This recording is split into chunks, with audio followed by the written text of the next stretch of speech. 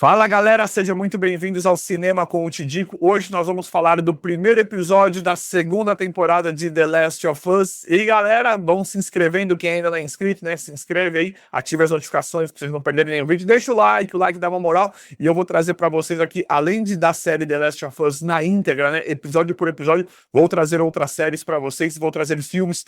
Tudo que puder aqui de cinema, eu convido vocês a ficarem comigo aqui. The Last of Us, né, que tá recebendo todo um sucesso, né, sucesso merecidíssimo da série por toda a competência da produção e adaptação, né, do jogo, né, do jogo que virou série. A série, ela conta com, além de uma super produção, os atores, eles são fantásticos. Não adianta falar, né, do Pedro Pascal, da Bella Ramsey, não adianta falar dos atores, é chover no molhado, e todo o elenco ali são altamente competentes, então isso é bem prático, bem fácil de falar, né? A série conta com uma adaptação muito bacana do jogo, né? E a ambientalizada, né? É sempre aquele cenário de sobrevivência. E ela ambientaliza a morte de uma forma bem muito interessante, né? É muito competente porque ela é uma grande produção, então isso fica bem redondo em relação ao que nós temos em tá tudo bem, tá uma cidade tranquila e a qualquer momento alguém pode morrer. Você vê lá os infectados, né?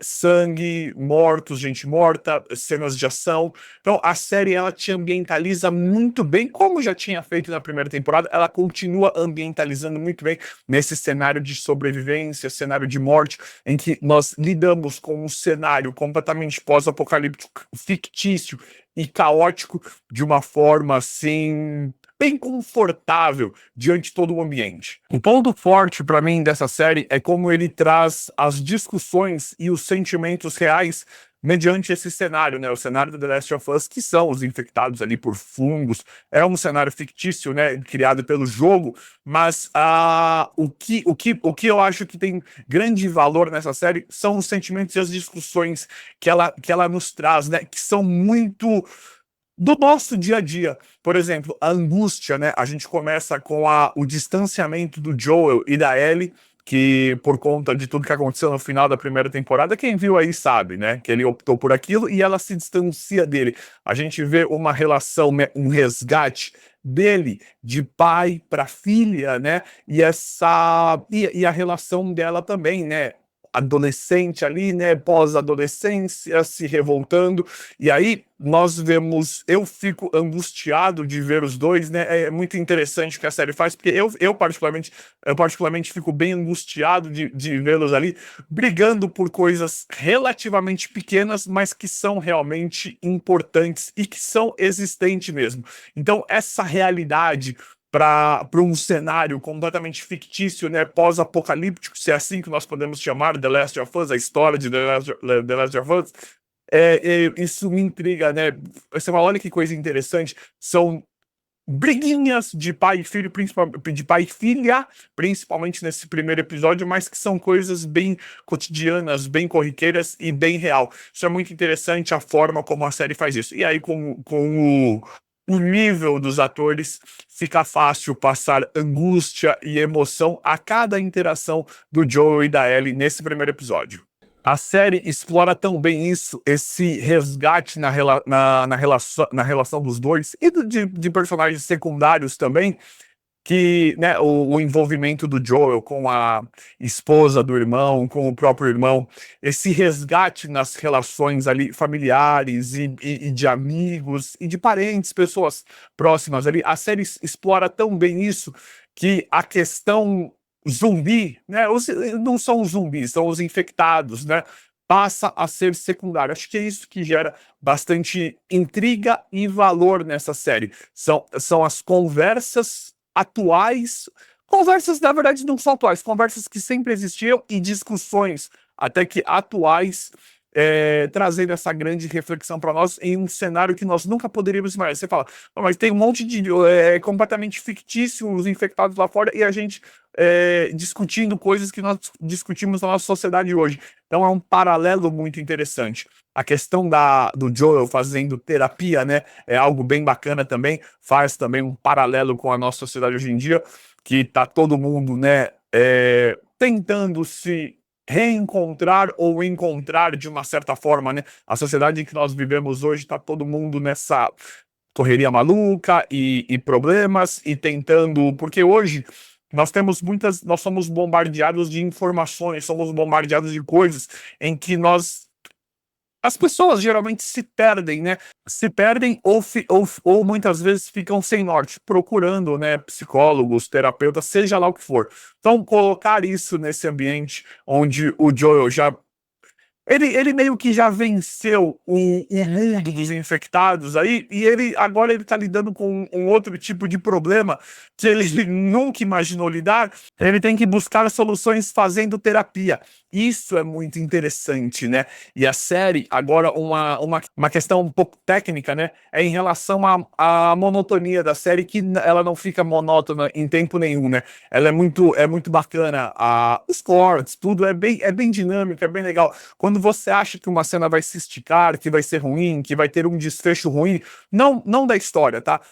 A cena vai sair errada ou incorreta, não sai. A série ela é bem bacana porque não fica monótono, fica sempre.